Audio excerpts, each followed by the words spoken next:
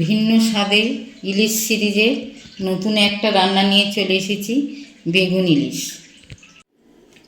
বেগুন ইলিশ করতে কি কি উপকরণ লাগছে একটু দেখে নিন। ইলিশ মাছ ধুয়ে রেখেছি, বেগুন দুটো, আলু একটা বড় আলু নিয়েছি, আদা, সাদা কালো সর্ষে, তিল, আর কাজুটা একটু শুকনো খোলায় ভেজে নিয়েছি, আর লঙ্কা। ইলিশ মাছটায় একটু নুন হলুদ মিশিয়ে নিচ্ছি।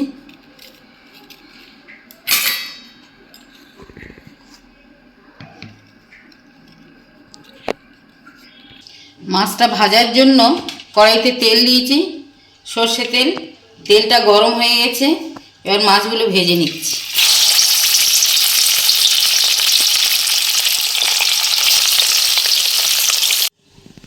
মাছটা ভেজে তুলে নিয়েছি, এবার বেগুনটা ভাজবো।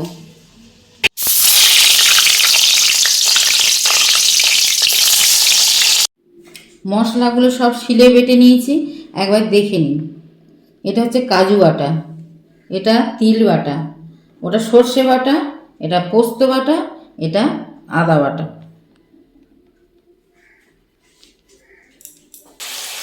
নুন হলুদ দিয়ে আলুটা ভেজে নিয়েছি, এবার আমি দিচ্ছি আদা বাটা।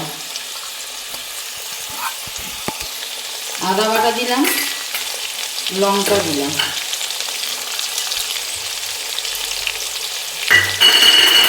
এবার সর্ষেটা বেটে রেখেছিলাম, সর্ষেটাও দিয়ে দিলাম।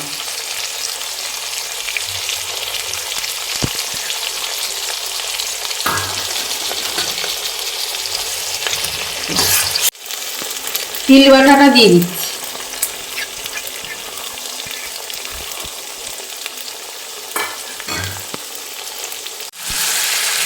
সব মশলা কষানো হয়ে গেছে, এবার আমি জল দিয়ে দিচ্ছি। জলটা আমি গরম করে রেখেছিলাম, এই গরম জলটা আমি দিচ্ছি।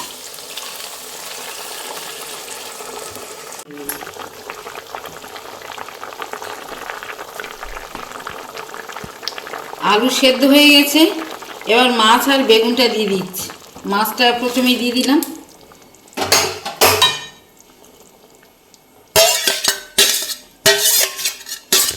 এবার বেগুনটা দিয়ে দিচ্ছি।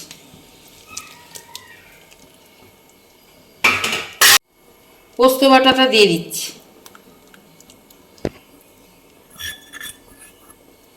কাজু বাটাটা দিয়ে দিচ্ছি। এবার একটু ফুটবে, তারপরে নামিয়ে নেব।